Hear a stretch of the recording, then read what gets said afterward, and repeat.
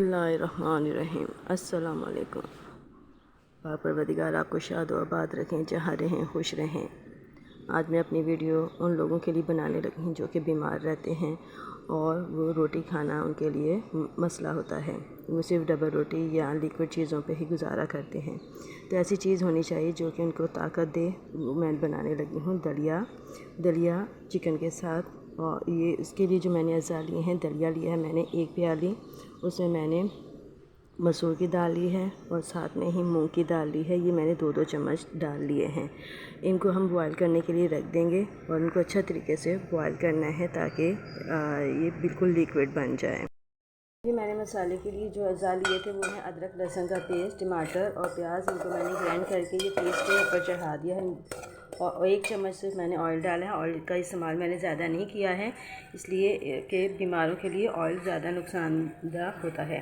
तो अब मैंने ये मसाला तैयार कर लिया। इसके अंदर अब मैं चिकन ऐड करूँगी। चिकन के 1 या 2 पीस आप शामिल कर सकते हैं सिर्फ टेस्ट चेंज करने के लिए। और इस चिकन में मैंने सिर्फ नमक और हल्दी पाउडर शामिल किया है, वो हम इसमें शामिल करेंगे ताकि इसका अच्छा सा एक फ्लेवर आ जाए।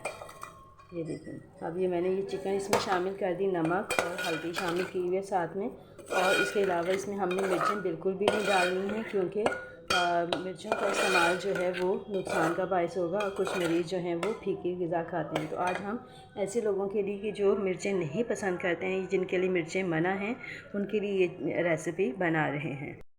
चिकन को हमने 10 से 15 मिनट तक भूनना है ताकि इसका जो ऑयल है वो मसाले का वो भी अलग हो जाए और चिकन भी अच्छे तरीके से भुन जाए। और उसके बाद में हमने जो दाल और दलिया जो है भिगो कर रखा हुआ है, उसको धोकर भिगो दिया था, वो इसमें शामिल कर देंगे और उसको इतनी देर तक पकाएंगे कि जब तक दलिया और दालें जो हैं अच्छे तरीके से गल नहीं जाएंगी और ये चिकन के रेशे जो हैं वो बन जाएंगे। यानी कि चिकन भी अच्छी तरीके से गल जाएगी और फिर हम इसके रेशे बनाएंगे और इसमें जो है वो तैयार कर देंगे। इसी 10 से 15 मिनट तक हमने ये चिकन को भूना है। इसका ऑयल अलग हो गया है तकरीबन, क्योंकि हमने ऑयल बहुत कम डाला था तो इसमें इतना ज़्यादा फील नहीं हो रहा है। तो अब ये चिकन तैयार है, भून चुकी है। अब इसमें जो हमने दलिया भिगो कर रखा हुआ है वो शामिल कर देंगे। ये सारा दलिया जो है पानी के साथ इसमें डाल देंगे और इसमें मज़ीद पानी और डाल देंगे ताकि ये अच्छे तरीके से गल जाए। और ये फिर बाद में हम इसको पानी जब होगा तो मैं आपको दिखाएंगे। यकीनन आपको ये रेसिपी मेरी पसंद आएगी।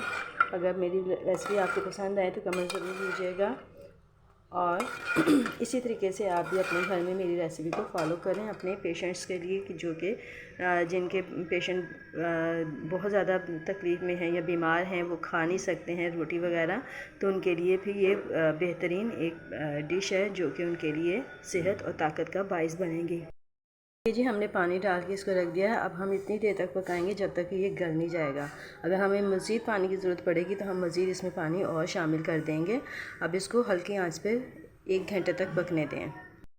ये देखिए जी गाइस, हमारा ये दलिया जो है वो तैयार हो चुका है। ये देखें हर चीज़ जो है वो गल चुकी है, दलिया भी तकरीबन गल चुका है। ये देखें बहुत अच्छे तरीके से ये तैयार हो गया है। और अब हमने इसमें जो चिकन ऐड की थी उसके मैंने ये रेशे बना लिए हैं। अब इन रेशों को मैं इसमें शामिल करूँगी।